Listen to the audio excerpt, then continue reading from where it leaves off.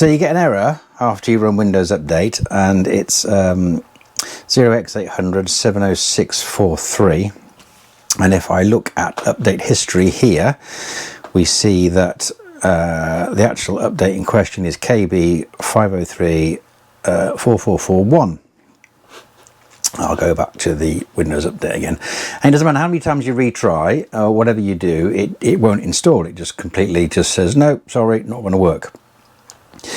Now, just for completeness, this particular laptop, it's an HP. It's quite an old HP, but it runs Windows 10 perfectly well. This HP had that error with the factory reset image. So I reset this using the factory image and it gave the error. And then I also did a completely fresh reinstall, erased the drive and installed Windows from an up-to-date version of Windows 10. And it still gives the same error. So if we look at this particular machine, as it's the state of it's in now, we've got disk management, which you access by right-clicking on the start and going to disk management, and you can see the partitions are laid out. Let's do this the easiest way. It won't necessarily be the most elegant way, but it'll be the easiest way. The first thing I want to do is I want to get the C partition there, because you can see here the drive is being completely used up. So what I've got here is that's a recovery partition, and that's a healthy EFI partition. So I'm going to take my main C drive, I'm going to right click and I'm going to click shrink. So it's having a little think about what it can do. So you can do this using a command, but if we do it this way, then obviously that's less sort of typing, isn't it? So querying volume for available shrink space, please wait. So enter amount to shrink. If I type in 250 megabytes as the size and then do shrink,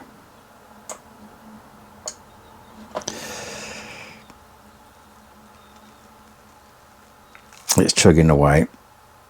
And you can see I've now got 250 megabytes unallocated, and I've shrunk that partition by 250 megabytes. This partition I can't do anything with in disk management. I am going to open the search box and type in CMD. And that brings up the command prompt because it finds it, and I'll do run as administrator and it will say, am I sure? And I'll say yes.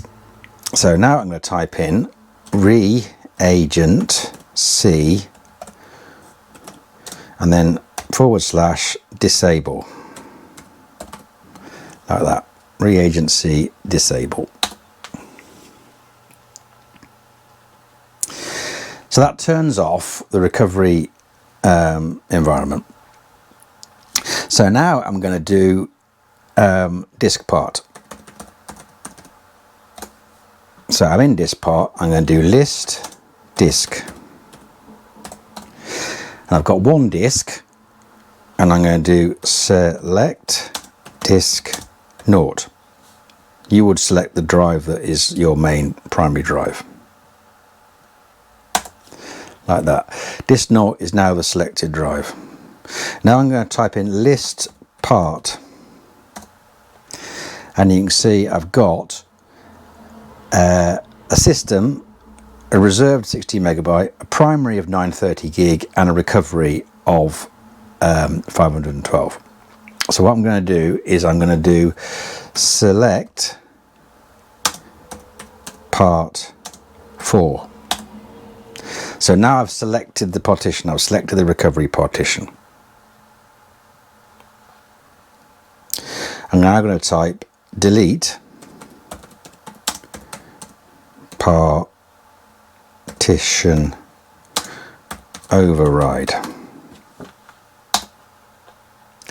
And you can see in the background it flickered. You can see that has now disappeared. So what it's here, I can right click and do new simple volume, click next, and it will make it the maximum size. And then I'm going to click next again, and I'm not going to assign a drive letter to it, and I'm going to click next. Volume label, and I'll call it WinRE, like that. Like that. And I'm going to type in finish. and it's formatting it, and now I've got a healthy partition there.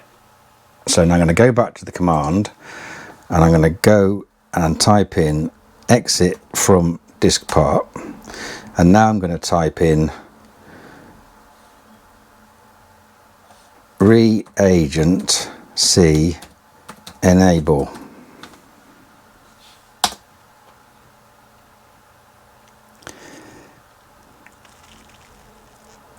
And that's now done. So I'm going to type exit on that. And now what I'm going to do is I'm going to restart the computer.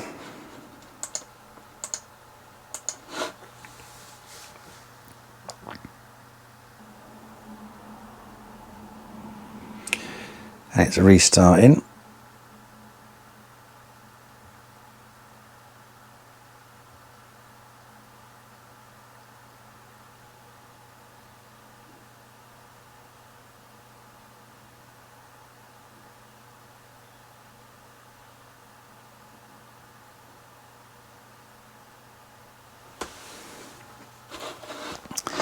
And let's jump to settings. See if that update will now install.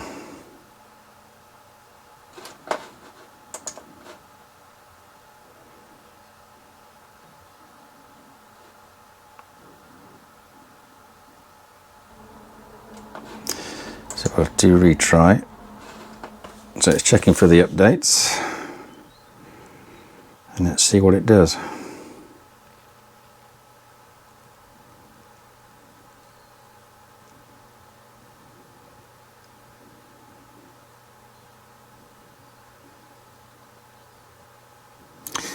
Downloading security update, KB5034441. Installing.